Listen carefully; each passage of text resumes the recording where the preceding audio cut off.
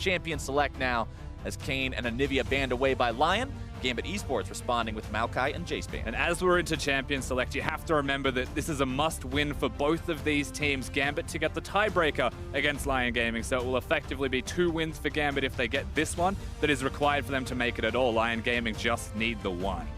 Varus going to be their 3rd ban in this first Champion Select. Draft is going to be as important as ever for both of these two teams. That's one thing to remember whenever we go into these international tournaments like MSI and Worlds is for a lot of these teams, they're playing up against picks and strategies and compositions that they're not normally used to going up against, and you've got to acclimate and adapt to those changes. Sejuani, the final ban for the first stage here by Gambit Esports. And you know, while we're looking at these strategies, there's been vastly different strategies you take when going into Gambit Esports. Strategy number 1 is ban out the target champions, their specialty champions. Kayn and Nivea are the 2 that stand out the most. WE didn't, they still won. Lion did, and they still won. So it's about how you adapt to getting rid of those pocket picks.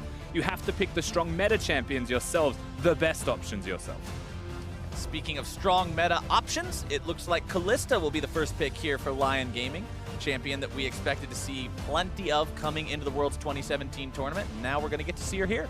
Yeah, so we're looking at perhaps a Tristana on the other side of the rift when they get towards their AD carry, but they don't need to pick that one just yet as they know the Kalista first pick is where it's going to be. So Gambit, they lock in the Alistar for themselves, and I quite like that, taking a part of a really good Kalista combo. But remember, Rakan still exists if they want to throw in some Engage tools, if Engage is their option. Always possibilities there when Kalista can throw the teammate into the enemy team, get those melee fighters in there to cause disruption in the middle of the entire enemy squad. Gragas and Alistar together, plenty of disruption and melee tankability on the side of Gambit Esports already as Braum is locked in for Lion Gaming, so you will have some of that frontline capability, some disengage as well. There's something that works quite nicely with auto attackers when you have the Braum, so normally you'll see the rest of the team composition start to pan out in exactly that way. Often you'll have the Lucians mid, but this also has quite a bit of auto attacking involved in the kit. Absolutely. Jarvan picked up for Lion Gaming here. We've seen this guy be flexible top lane and jungle, has plenty of initiation power of his own, and is very, very scary in both doing the damage as he bursts you down and walking away from getting killed in retaliation.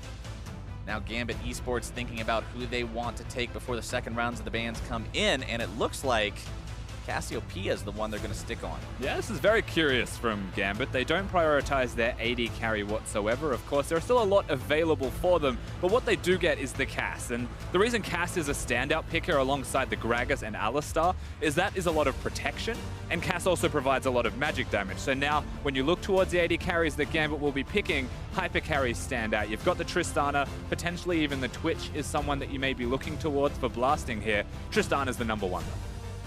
Tristana could very well be banned away here. You do see Gambit Esports focusing on the mid lane bans, trying to alleviate some of the potential difficulty in that matchup for Kira's Cassiopeia. Orianna will be the first one they ban away. There's that Tristana ban from Lion Gaming. So they're seeing exactly what could cause trouble for this Kalista pick and getting rid of it. Yeah, so the Tristana does make the most sense. Perhaps the second AD carry to follow if Lion are aware of what Blasting wants to play, but they may actually change it up and spice things up here. On the side of Gambit, getting rid of the Orianna, very good matchup for her into the Cassiopeia, so we're going to get rid of that off the board completely. Alongside other mid laners, it seems that they just want to empower Kira to have the best matchup that he possibly can after they've blind picked him in mid lane. Well, I mean, this is a situation, like we were talking about, you need to win all these remaining games if you're Gambit Esports. Like, you have no time to wait around to flip the switch and actually turn everything on. It's time to go right now. And if the way you think you can do that is making sure your mid laner gets the best possible game he can play, then that is the strategy you have to go all in on. Shen will be that second ban from Lion Gaming here in the second phase, the last one to finish this Champion Select as we get into the last few picks, and Jhin, the AD carry for Gambit. Yeah, that is very different from the side of Gambit. We're not going to have the Tristana as it was banned, but instead of going towards a Kog'Maw or a Twitch or another big hyper carry, even Jinx is a champion of option, they choose the Jhin, someone that you'd say can hyper carry, but not in the same way by any means, just has a lot of damage and high burst. And the tanks that are there on the side of Lion Gaming are very equipped to deal with blasting on his Jhin. And we know how vulnerable Jhin can be if caught out of position as well. And when you've got things like a Galio and a Jarvan and even a Braum that are able to get on top of him and provide a lot of threat, provide a lot of disruption, it means Blasting's positioning is going to be paramount to success of Gambit Esports in this game. Both of those carries no inbuilt mobility on the side of Gambit Esports, so you've really got to be looking out for those Jarvan Cataclysms, as Camille will be the final pick for Lion. Yeah, we've got a Galio and we've got a Camille, so good matchup in the mid lane for Kira for the most part. We've seen Faker play the matchup a million times. I'm sure everyone studies him when they study Cassiopeia. But now you look towards the side of Gambit Gaming. The Camille pick, rather, from Lion is a takeaway from Steos, and it was also a Jax hover before that. So the question was always going to be, does he just pick the other one of the two split pushes so they can duel into each other? Because usually you'd like the Jax into Camille. Now, yesterday, we got to see the Jax-Camille matchup firsthand. We got to see it not go very well for Gambit. We got to see the Camille of PvP Stejos not work out very well compared to the Jax of Geralt. This time, they're going to be switched around. So this is always something that I personally enjoy seeing, Rusty. Yeah. Is when you get to see two players go head-to-head in a matchup, and then you just switch the champions and get to see them do the same matchup. If one person manages to win it both times, then you pretty much know this is simply the better player. Yeah, to me, it's almost like the statement game if you are able to win on both sides of the matchup, even if one side's the losing matchup. In this case, Girol is the one who has blind-picked the Camille, knowing full well Jax is available and knowing full well how to play the Jax into the Camille. And so that's the real question that you'd have about this 1v1 is, how well do they both know their respective champions, and are they able to execute on those? And do they know both sides of the matchup?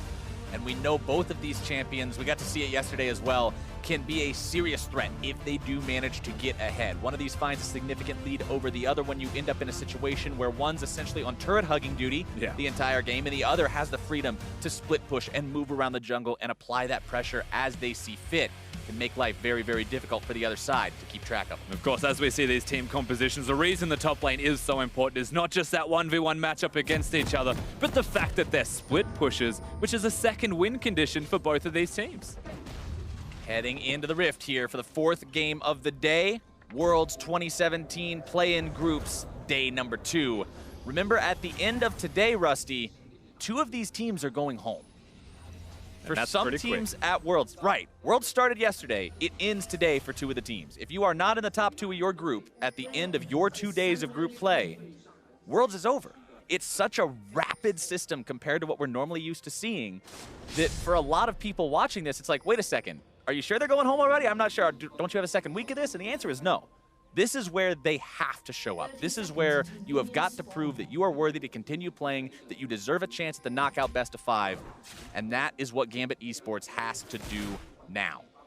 All of the preparation, all of the time and planning that you spend absolutely does just wash away very quickly if you go without a victory. And for Gambit, they need to get that one, put themselves into the tie-break position up against Lion, who have looked fantastic. You would have to say, until this game plays out, undisputed the second best team in this group, and it's on Gambit to prove them otherwise. Lion definitely surprising a lot of people so far. White Lotus and Seiya especially having very, very convincing performances on these carry champions. Great KDAs by these guys, great performances in general. Now we are seeing something different through the middle lane, actually, as we're looking at Kira against Seiya. One thing that I have to discuss about this is the Mana Crystal start. And, like, maybe not the most uncommon thing you'll ever see in Summoner's Rift, but it's not a Doran's Ring to win mid lane. It's not a Darksteel to have potion efficiency with your refillable potion there. It's the early recall, and usually you'll be looking at like the 18, 17 CS mark on the 3rd wave with the cannon minion. Once you get to that wave, if you're able to clear successfully in recall, then you'll have the tier, and that's about stacking up the tier earlier and being stronger when you hit mid-game. So that's the conscious decision that Kira has gone towards here, which to me indicates the jungler has to be a bit more passive if you're Diamond Prox. And I mean, is Diamond Prox, is that a thing? Is that really going to be the game plan that you expect Gambit Esports to go for, right? Do you expect this team, known for their aggressive movements and their roaming and their playmaking, to play passively? And maybe it is. Maybe this is how they're going to change things up and potentially try to get themselves on the board here in day number 2. But they will have to go through Lion to do it. And right now, Adi moving up into Diamond Prox's territory. He did just go buff to buff and immediately look to invade. Yeah, Diamond doesn't have to be aggressive if Odi is going to be the aggressor, of course. He looked fantastic playing against WE, but that was when Condi was going towards him. He returned the favor nicely, and so Odi is going to try his hand here at this camp. Adi will successfully steal away 1 mini chicken. Now he gets 2. Cass going to be down on the ground. Diamond Prox gets 3 of the small ones, but Adi takes the big monster away from the camp and wins out in the trade. Yeah, gives him the Thunderlord's proc as well, and he's still got the red buff in advantage for himself, where Diamond Prox does not have that there. So Gambit Esports jungler not going to have the best experience around the red buff that he's looking towards himself. Oddie has control, but you have to look towards the rest of the map. This 1v1 can go on forever. If Jural or Staios come over, if Kira or Seiya actually make it in, things could change. Staios trying to go for a little bit of a trade there. Jural jumping in, getting himself to heal with the Camille W. Also getting that nice kick there on the back end of it to make sure he wins out on the trade. But this is one of the most annoying situations to be in as a jungler, when the enemy jungler is stronger than you and just sits in your jungle and your team cannot help you. It's like modern Pudge Wars.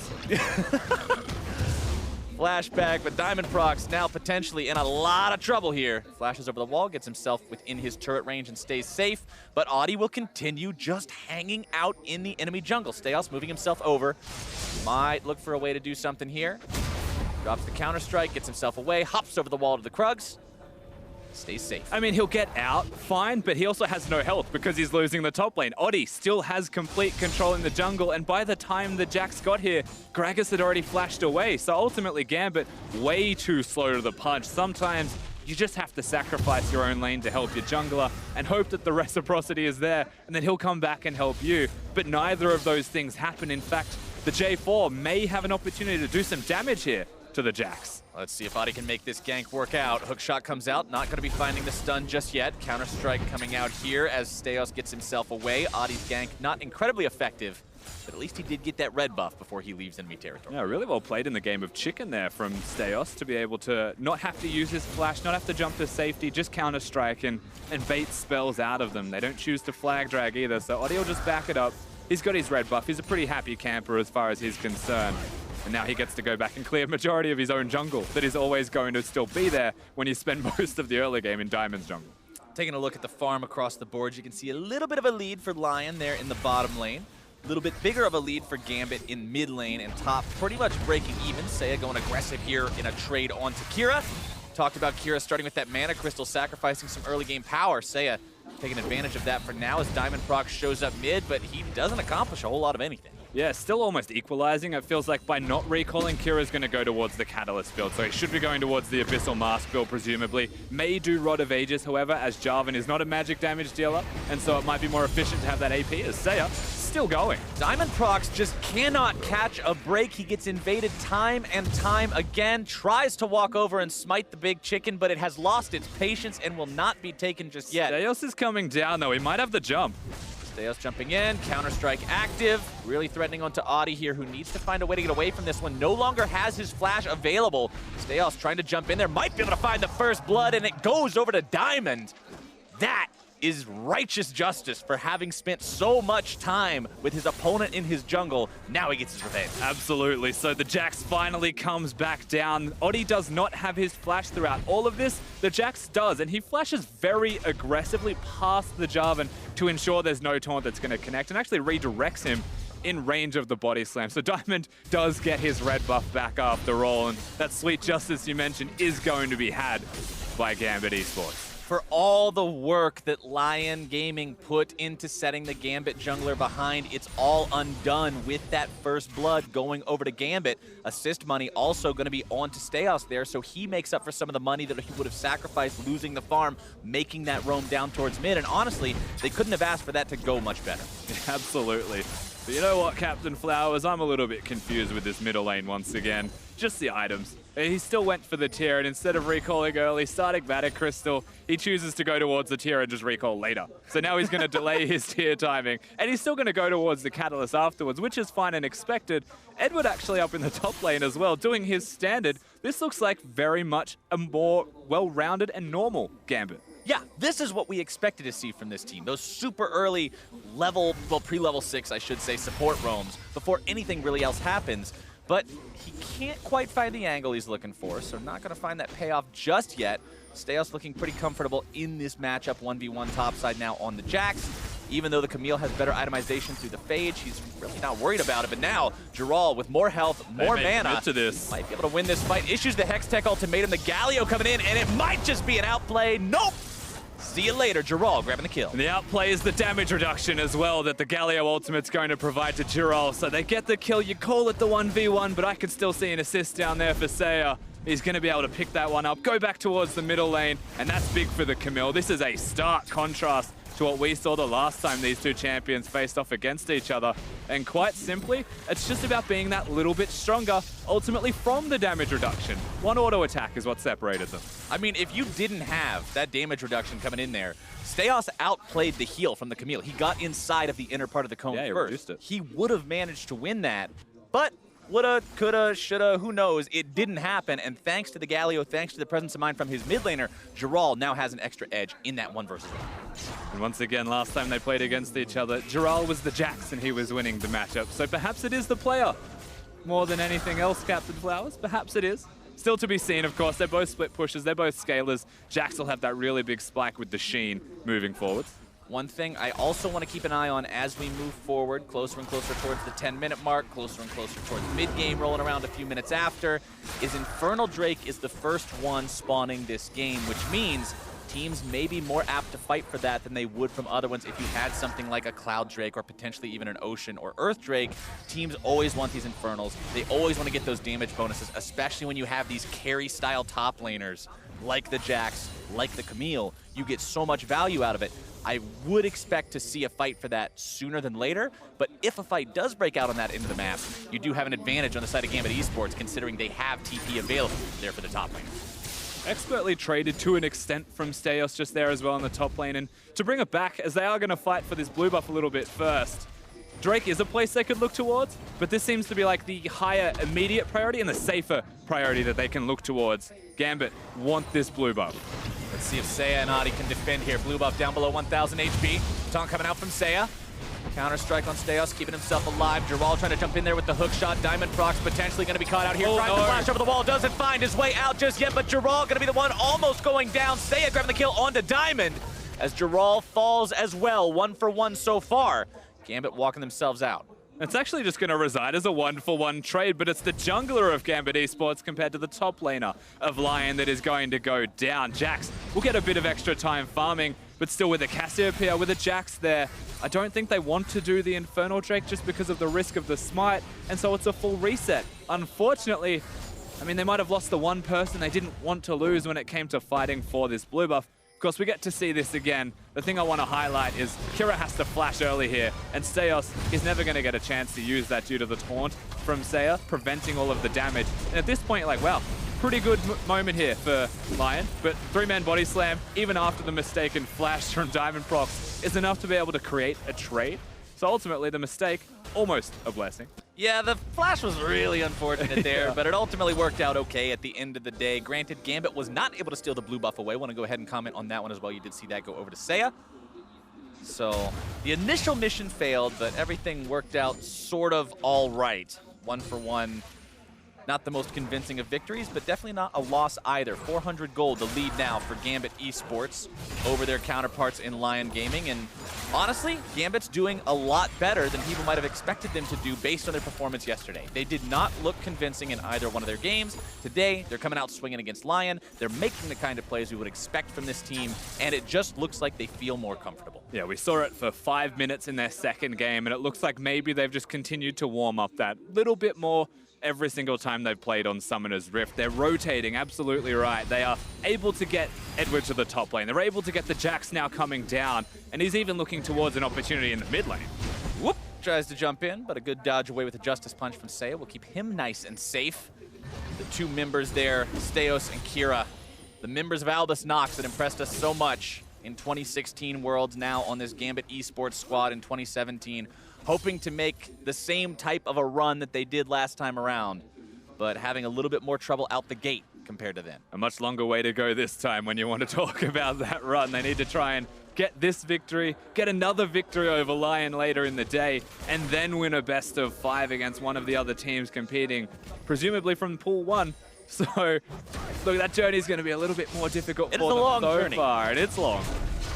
But Lion now starting off the Infernal Drake, like we mentioned a couple of minutes ago. And Gambit are looking at this. There's definitely an opportunity for them to fight for it if they choose. Staios has his teleport available. They can try to force a fight on this if they want to, but Lion will go ahead and secure it for themselves. The early smite into the Rin from Kalista means Infernal goes their way. I think the big scare is that Giral was down there just so early. They choose to get Staios extra farm, extra experience in the top lane, and perhaps force this teleport. Ultimately, whilst the teleport being forced is not bad timing for Lion, there's still a moment and, you know, a window of opportunity for Gambit to make a play adverse on the other side of the rift if they choose, just by being able to unlock their Jax.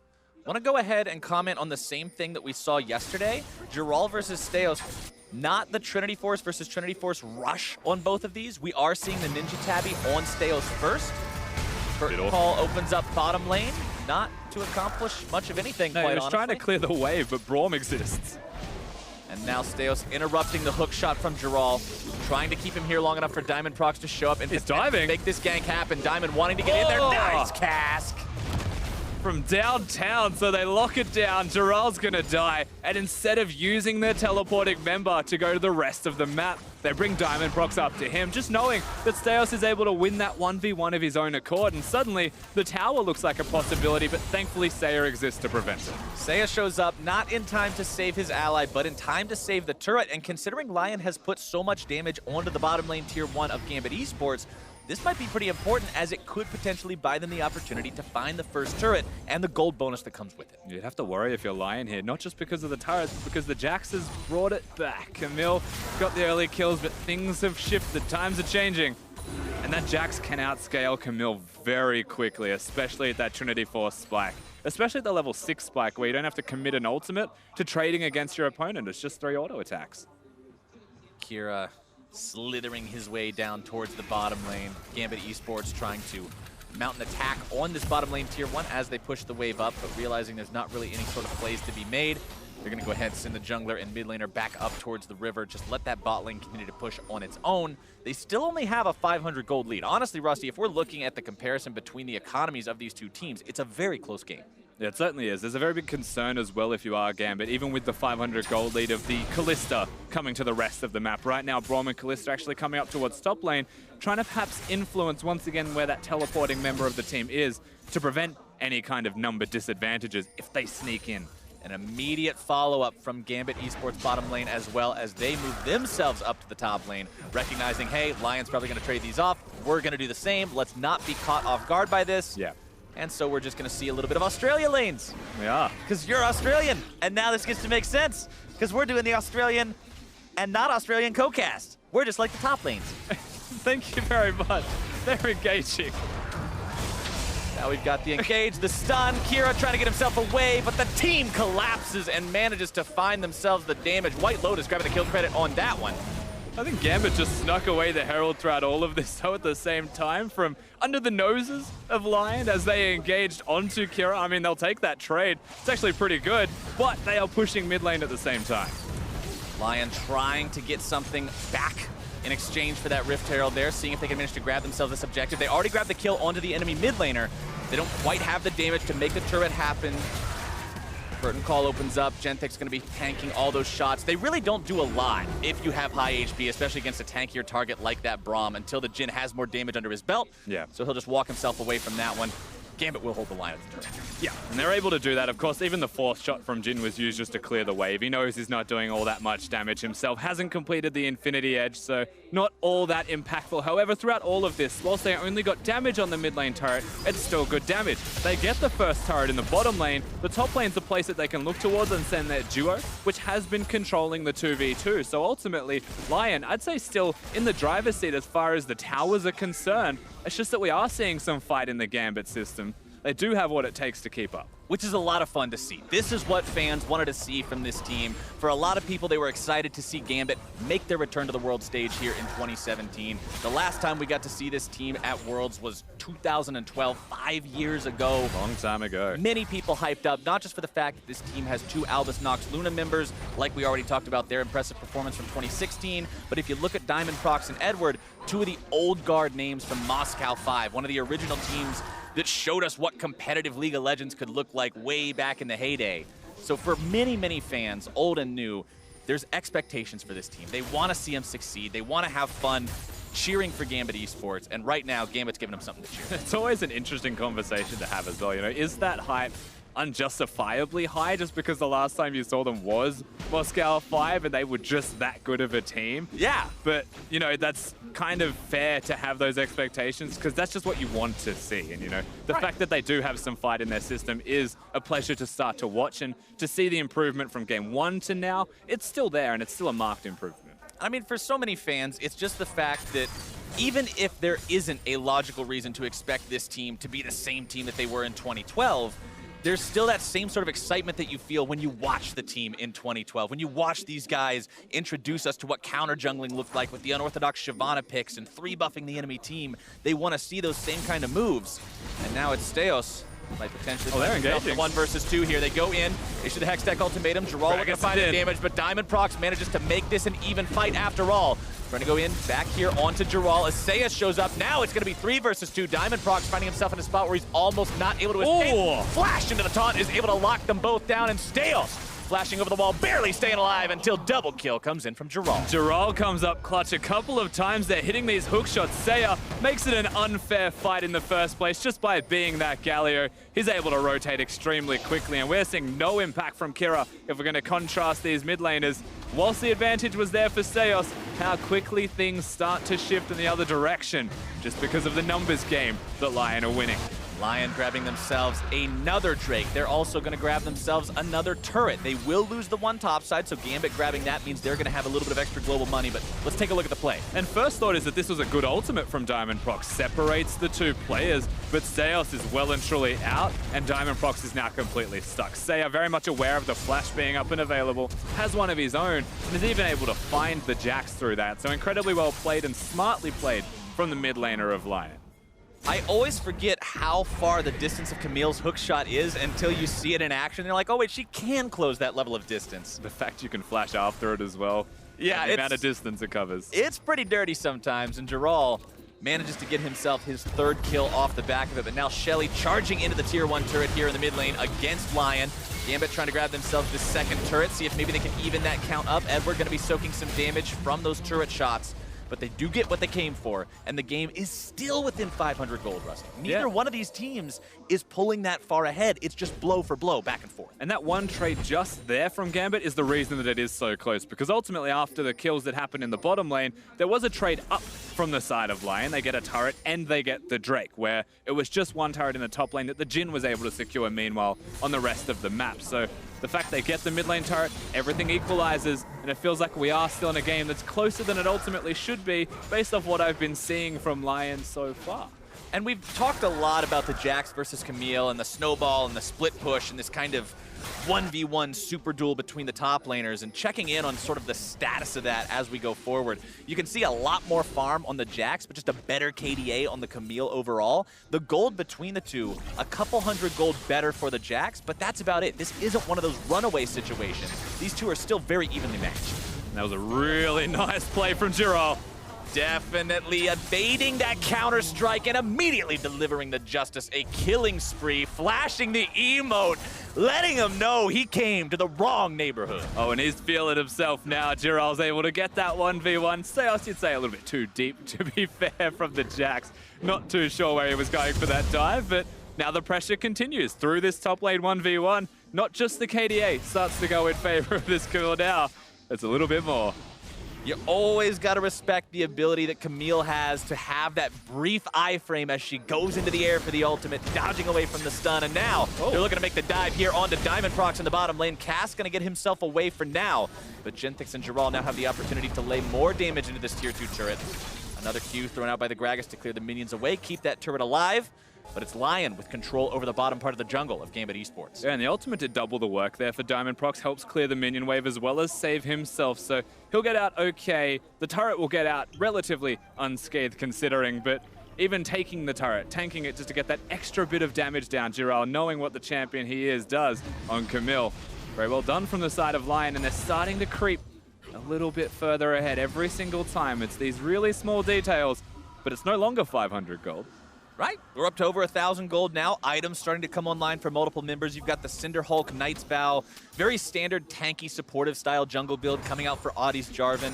You've got Adaptive Helm and Randuin's both completed for Seiya. Very strong now on the front line. Gerald working on that Titanic Hydra to go along with his Trinity Force. So these members on this team, even the Blade of the Ruined King and Runaan's Hurricane for White Lotus's Kalista, everybody's starting to get to the point where this team could be very scary, given the right situation. Oh, they're going again. Hextech Ultimatum a little bit early that time. Won't dodge away from the stun, but he's got Seiya here to make sure this is still not going to be a fair fight. Nice interrupt there using the Justice Punch. Oh, no. Counter-strike.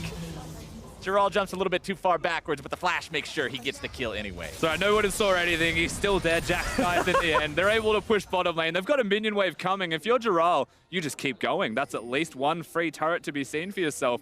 Galio can go back towards the mid lane. Baron's the only concern, the only threat, but they've already got vision there. They're completely set up to defend it. Honestly, Lion has been getting so much value out of these Galio ultimates this game. Flash away by blasting to survive the attack from Gentex and White Lotus. They're utilizing the Kalista ulti offensively. Seiya now back in the mid lane. Gerald still split pushing bottom, like you said, and we've still got 10 seconds before PvP's back up. Yeah, and suddenly the 1 and 4 Jax is becoming the problem for Gambit Esports. Where do they go from here? Because ultimately against the Camille, there's no such thing as just scaling up, becoming a split pusher. He's already doing that better than you are. You need to actually look towards starting to group, perhaps, get the team fight going. The Counter-Strike is a game changer if you're able to hit the correct targets, but you'll need those teleports, you'll need those flanks, and I mean, that's another feat entirely. I've always commended the vision control of Lion when they really want the objectives. A lot of Gambit Esports members hanging around the mid lane right now, but they've already taken the turret. There's not really a lot they can do there, so quickly going to be forced backwards, having to regroup now. 2,500 gold behind their opponents. Next Drake spawns here in a minute. Baron is live. We are 24 minutes into the game, so that's always a possibility if a fight goes heavily one way or the other. But Lion continue to, like you mentioned a few minutes ago, appear as if they're in the driver's seat despite how close the game has been, simply because they're showing how good of a team they are. Yeah, and if nothing else, it's just the momentum, basically, right, that is going towards them. And that momentum is enough to sneak objectives, to get towers, to get solo kills, just because the enemy team, in this case Gambit, doesn't know where the opposing team's going to be. They've just got one bit too many pieces of control around the rift. Wards that are starting to go down. You can see them on the minimap in the river, starting to control majority of that area. We'll have to see how Gambit can try to find a way to get themselves into a power position this game. They've been slightly behind for a lot of the game. They have been able to make some plays. It's a green highway towards the top lane where Seiya's going to go for himself. So once again, Vision gives a turret. Gambit now try to trade. And we're in this really weird back and forth for them where the pressure's on for our red side. Blasting 0-0 and 0 on the Jhin. Edwards, Alistar 0-0 and 0. We talked about the KDA for Edward not being up to where a lot of people were hoping it was going to be on day number 1, but I guess 0 is still an okay KDA. I mean, it's not negative. It's not negative. It's not bad. It's just 0. He hasn't committed any big errors yet, but he also hasn't been around to make any sorts of big plays. We saw a couple roam attempts that never really came into their own, so... He's cosplaying WE's support. Yeah, still waiting on him. Still waiting on him to find that opportunity and find that angle as Gambit does get themselves their first elemental Drake of the game. Yeah, but at 25 minutes, you know, the Oceans, it's nice to have. You've got a Cassiopeia with a mana pool. Jhin always needs the mana, isn't going towards the Essence Reaver build, so you'll take it. But at the same time, what did you sacrifice for that? And it's extra control. The one bush they had for themselves in the river on the top side of the rift is removed, and Seiya starts to pressure. Seiya with the taunt, flashing forward to make sure he's able to find Blasting, tries to get the Justice Punch, only lands it onto Edward, as now they're looking to make even more happen. Gerald coming over the wall, putting the damage onto Diamond. Hextech Ultimatum now issued, knocked backwards with the cast. Very nice placement on that one. Now Seiya coming in with a heroic entrance. Edward's still going to be finding multiple people with the Pulverize. He's the first one to go down. Gerald's still barely going to be kept alive by the Camille passive. Gentex walking away from the turret. So much damage. The double kill for White Lotus. Make that one a triple, blasting the last man up, and he will not be for long. The last kill goes over to Seiya and the clean ace for Lion Gaming. And cleans the name of the game here. All 5 people alive. Lion will just take the turret, look towards the Baron. Anything they want on Summoner's Rift is theirs because they just outplay and out-execute their opponents in this game. So clean. That looked like it could have gone so many different ways, and it goes the best possible way that it could have for Lion. Now they're moving on to the Baron. Now they've got the opportunity to take this objective while still having Dural in position for the split pushing. This has gone from close to very much not for Gambit Esports. And the craziest part about all of this is the engage looked a bit off from Dural. You thought, why is he going this far forwards onto a Gragas by himself? Of course, Seiya is the one who kicks it off with the early flash, but Seiya is also the person you look towards, not just for that flash, but to follow up Dural on his engage. This looks silly. But then suddenly silly is the best idea because Gragas' ultimate throws him into the middle of three of them. They're all knocked up. White Lotus free hitting the entire time. And if White Lotus is able to free hit, there is no way the Gambit are going to be able to win this team fight. Kira does not have the ultimate there to stop him. That was pretty much the moment it was over. And note, Seiya, he is tanking the turret, even though you can barely see his health bar moving. Yeah, we talked about the tankiness of that Galio when we were talking about the items everybody has. It's real hard to hurt this guy. 5,761 damage from White Lotus's Kalista in that team fight. Closest person to do that on Gambit is 2,332 from Blasting. There's just no comparison. Not at all. Lion Gaming now with the Baron buff as well after that team fight. They did get the top lane in a turret through all of this. Momentum well and truly theirs. Gambit within the confines of their base predominantly from this point onwards.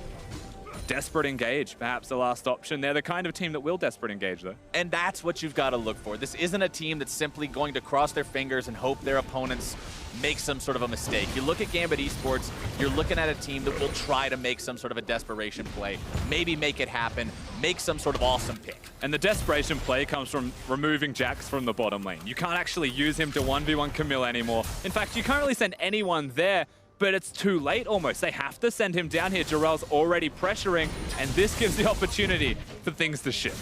Steos goes in, manages to interrupt the hook shot. Now Edward going to be showing up to make sure this fight is not fair, but Seiya will find yet another awesome heroic entrance to buy his ally some time. Now he's going to be tanking 3-4 different people, but Gargoyle's stone plate means he just does not care, Rusty. He actually didn't lose health, and there was 3 people there. In fact, he gained it through the stone plate.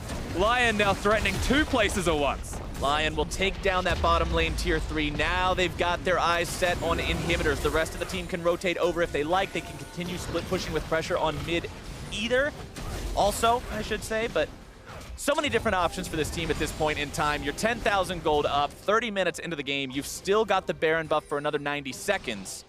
Gambit just have no way to really deal with these guys. The game seems completely out of their control. Yeah, we saw 1 point of hesitation from Lion. The recall, it's smart, it's safe. They'll be able to do this successfully. They'll still get a bit of extra push with the Baron buff in their pockets, but once they push bottom, once Dural tried to take on Steos in the 1v1, the fact that it was mid and bottom that they were pushing means it's 2 seconds, and then suddenly the whole team of Gambit can pivot there. So they have to back away, they have to respect. Instead of setting up the lane assignments to be top and bottom, which is further away, harder for them to rotate between, they choose mid lane, and you have to wonder if that's because of the Galio, but at level 16, his ultimate range covers that far. A little bit disorganized with the emote flashing there too. You see Seiya flash his, as Gentix is like, oh, I can do that too. You gotta flash them all at the exact same time to really show off that team synergy, but it's important, man. You gotta get that going. They're probably, I'm just going to bet that they're saving it for the Nexus. Flash them all 5 at the same time as you take down the enemy Nexus. That's how you make it look clean. But now, Audi and the rest of Lion seeing if they're able to catch out Diamond Prox here, putting a lot of damage onto him. Dural wanting to jump in, but the flash away from the Gragas will keep him alive. He uses the flash, but he also uses the ultimate throughout all of this, and that's 2 big cooldowns start to go missing as now they continue to pressure Lion through their bottom lane in the top laners fighting each other. Edward finding a little bit of damage onto Audi, and I mean a very little bit right there. Dural now going to be drawing the aggro. Here we go again. People. Here comes the heroic entrance. Steos, the one who's going to be burst down very, very rapidly. The Cataclysm coming in, nearly going to be taking him down at the start of the fight. Audi limping away from this fight as Edward now going to be chased down by the rest of Lion Gaming. They're onto the back line of Gambit Esports. Kira's caught out, stunned up, brought down. And Edward tries to get himself out while covering for his team. Lion has found their way onto the inhibitor. They're still fighting Gambit in the back lines as well. It's a one-kill fight, but it goes the way of Lion. They get the inhibitor on top of it, and they walk everyone out. And they still get the structures. I swear Seiya is just getting back scratches from the opponent's side of Gambit Esports here. And I thought they had weapons. Evidently not. They're not able to do enough damage, not able to pick apart the tanks, and suddenly they're able to walk it out and get an Infernal Drake for their troubles on the back end of that, as if they needed that as well. Jax has quotes about maybe if he used a real weapon. It's about time to find one now because the damage just isn't there. Yeah, definitely not. Of course, we get to watch this again, and majority of it, you won't really notice what Seiya has done in terms of impact. This was a big taunt from him, however, able to keep the fight going for them, secure the first kill on Nakira, but he's still there. How are you going to get through him when he just stands in front of you? No one's going to be able to defend that inhibitor. All right, bot lane inhibitor down is the best inhibitor to have down when you're potentially looking at Baron. Baron is going to be alive here just under 2 minutes. Lion knows this. They can continue applying pressure, keeping their opponents back, making them blind to the map, setting up wards in the meantime. And you'd want to say one saving grace perhaps is how quickly Jax does clear those super waves, and the fact that he still has teleport after the last fight that happened, as it was inside their base. But right now, 1 minute, 20 seconds till the Baron spawns. They send Kira down there to get some free gold, some free experience by himself. I mean, he's only level 15. He's going to have to catch up to the 18 of Seiya, who is miles ahead of him. And so they take their opportunity to use some time to put him into the side wave. But as of right now, it's time for Jax to go down there if they want to keep the supers out. And we're starting to crest the 4 items, not including boots, count all across the board for Lion Gaming right now. These guys are getting to the point where the builds are almost done. And they're just frightening. You've got the Warmogs now completed, as well as that Stone Plate over there for Seiya, especially working to make him that much tankier. We've seen the Mercurial Scimitar already be used by White Lotus to cleanse him of those CC effects. Also having the Lord Dominik's Regards means these tanky frontliners on Gambit really aren't that tanky. And Gambit has to execute Nai perfectly to even hope to win one of these fights. And this is one of those moments where you have to look at the Jhin and just really ask why. You can see what Jhin does for a team, but when you've got a team composition that's set up for a hyper carry, you're not really possessing enough damage right now, and they haven't been able to use it at all. So Jhin not having the impact that was needed for a Gambit AD carry, whereas Lion's AD carry, White Lotus, has been going off. I mean, we've seen a couple curtain calls open up, and it seems like they accomplish practically nothing as they're just absorbed by the front line. Diamondprox walking a little bit too close to that brush, and he has no escape mechanisms left. Might be trying to use the ulti to escape. Does do so for now. Walking away with the Stone Plate, but White Lotus unstoppable with the damage. Edward now going to be stunned up even through the Alistar ultimate. Oh, they're diving. He's still going to drop. In comes Seiya. The dunk into the ground. The double kill for White Lotus. The taunt comes through onto Kira. The triple for White Lotus, looking to make it even more. He's got the Quadra. Oh, they're going to give it over. The pentakill for White Lotus. Big pentakill, and the whole game goes towards Lion. They're going to be able to kill the Nexus as they'd like right now. Big performance from the AD carry. Pentakill, Penta-emote, Lion Gaming, what a show. 35 minutes in, they take down Gambit Esports. They even got that emo, Captain Flowers. I'll give you that one. It was a fantastic showing from the team. A bit slower than you're used to seeing, perhaps, and maybe that mid-game jitters is something we'll have to readdress as it continues for them throughout the play-ins tournament. But so far, and right now, it's only time to celebrate with a victory like that. Gambit kept things close at the start. They looked better than they did on day number 1, but then Lion found their opportunity to really show off why they are a contender here in the play-in stage, and they looked good doing it. You don't make much more of a climactic finale than what they found at the end of this game.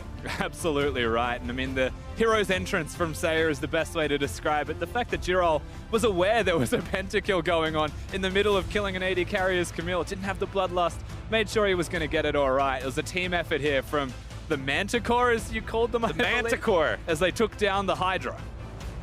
And Seiya's ultimates, I brought it up during the game, and I want to bring it up again now. Just time and time again, always being where he needed to be in both side lanes. The hero's entrances, saving his teammates, applying the pressure so they could find the outplays in what otherwise looked like good moves for Gambit. And for an aggressive team like Gambit that gets baited into wanting to make those plays, the Galio counters were beautiful. Yeah, to me, that's the biggest difference as well, right? Is the Galio was everywhere. Kira wasn't everywhere. Quite simply, yes, there was a champion difference. There was no teleport on the mid laner, but Seiya was making an impact while he was going everywhere. And if that impact wasn't had, perhaps Kira was able to do something and, get fed, get some experience himself, but not the case. No, there was almost no point in this game where you were looking at Kira and seeing him as having the same type of an impact on the game that Seiya was, exactly like you said. Seiya utilized his champion in the way it needed to be utilized to carry the game. Kira was not able to find the same success. But to get their thoughts on exactly how that win played out, we're going to send it over to Dracos and the boys. Anne Froskarin. I see how it is. He's Captain Flowers and I'm Admiral. You're one of the boys. It's not a gender term. It's like a... How dare you assume my flower? It's an inclusion thing. All right, anyway, this game, immediately the thing that stood out to me, we saw once again Jax versus Camille, the same matchup that we saw the first time these two teams went together, now on the opposite end. Yeah, and I'm surprised it kind of played out the way it did because there was a lot of attention around the top lane, but it didn't feel like the advantages ever stuck. Like one person would get ahead, and then instantly they would lose that advantage. The next person gets ahead, they would lose that advantage. So it was very back and forth, and it was not as clean as you would have thought it should be. Yeah, and I know we're like focusing really hard on the top lane, but also just want to take a step back and just look at the kind of the rest of those compositions. To me, this was such a bizarre, very weird game. It started in the draft phase, it moved over into execution. I understand that Blasting is, a very strong Jhin player. It's not a terrible pick into the Kalista matchup, but like you already saw a bunch of takes. You already saw the Braum, you already saw the Jarvan. The Jhin gets locked in and they just throw on another tank for added measure. They've already got the Jarvan. It's probably going to be the Galio. When is Jhin ever going to have kill pressure on anyone? Yeah, it's super bad in the context of all the tanks that end up getting locked in, and then it's very immobile. It can get dove very easily, so Kalista, Braum, J4 Galio should at some point dive bot lane. Oh, but At some point. But no. There's a reason we brought up top lane first. As we look at this first set of replays, you can see that at the end of the day, whatever could have happened bot lane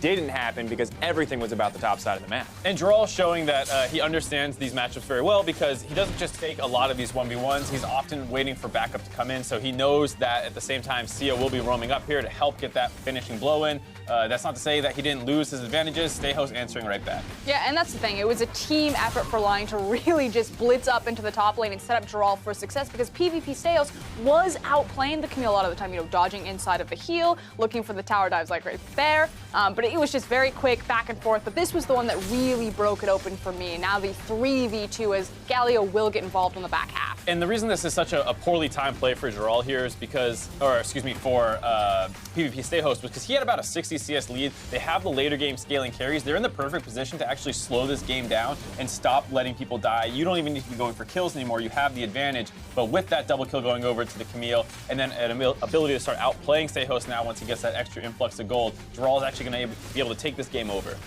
And that's the thing, he was 60 CS up, and then suddenly Camille had 5 kills, and you basically fed away any sort of advantage that you would build up in your farm. And the thing is when we look across the board, right, from this point on, it was no longer just about the top lane. Once that was 1v1 was so cleanly decided, now other people started to get involved. Dracos, they had a Kalista and a Braum, and on the other side you had Jhin and Alistar. We're like, they should just play bottom. Look, there were teleport mismatches. You're looking too much at analysis, not enough at the Pride 1v1. He got a pentakill. What do you need? That's not analysis, that was bloodshed. He could have had it the entire time. I mean, the thing is, too, like, top carry versus carry matchup, I understand it, but there's other things to do. You can go to that White Lotus guy. He's pretty good. Yeah, the White Lotus guy is good. Speaking of pentakill, this is going to be it. This replay brought to you by Acer Predator. Can't imagine a more powerful way to end a series. White Lotus didn't get to play League of Legends for the first 20 minutes, but man, for the last 10, he sure looked like a champion. Was really enjoying playing Farmville in the bottom lane there. But it just goes to speak to the strength of Lion Gaming, not only in the mechanical ability of White Lotus. We know that this guy is a great AD carry, and he just puts the cherry on top with the pentakill. But then Lion also showing this game that it's not always just about White Lotus, that they can get those great performances from the top lane as well. And of course, courtesy of that pentakill from White Lotus, yet another stack has been added on top of bonus mystery gifting. That means triple bonus, 2 of 4 potential stacks. So if you are a fan of esports skin or legendary skins, now is the time to get involved. You should be a fan of Lion Gaming. Both of these increases, the stacks, are coming from their games. These are guys who are contributing to the entire world. This should be everyone's favorite team. Well, now, of course, they've locked in a place in the bracket stage as well, comfortably in that second seed position at this point. And it looks good for them right now, right? They, I think, are from what we've seen of second seed teams or teams that are likely to get second seeds, Lion Gaming are definitely the strongest. Yeah, they had a pretty competitive game against WE again here. Sure, they came up short in that rematch, and then here they beat Gambit. So I think if you're looking at who people are potentially scared of getting, this is probably the team you're looking out for. Yeah, and likewise, C&D, we haven't really seen the footage from them, but Lion Gaming was the big surprise of this tournament. We were looking at Gambit Esports. We thought that they were kind of going to be the stylistic favorites here, but Lion just came blitzing through it. Now, Fnatic, HKA, they need to stand strong. Absolutely is the case. Well, to hear more about the newest team to promote into the play-in stage, let's send it over to Fish and Lions Gaming's jungler. Ooh. Thanks, guys. I'm here with Oddie, jungler from Lion Gaming, after an impressive victory against Gambit. You went up against Diamondprox in a great early game performance against him. How did you prepare going up against him? Ya sabíamos que Diamondprox es un jugador que le gusta abusar del level 1. Así que tuvimos mucho tiempo hablando de cómo podíamos contrarrestarlo, digamos. Y por dicha sacó un jungla tanque que es muy fácil de invadir a los primeros niveles. Y eso fue lo que hicimos. Porque Diamondprox creo que es un jugador solamente de que early y luego ya desaparece el juego. Así que fue nuestro plan.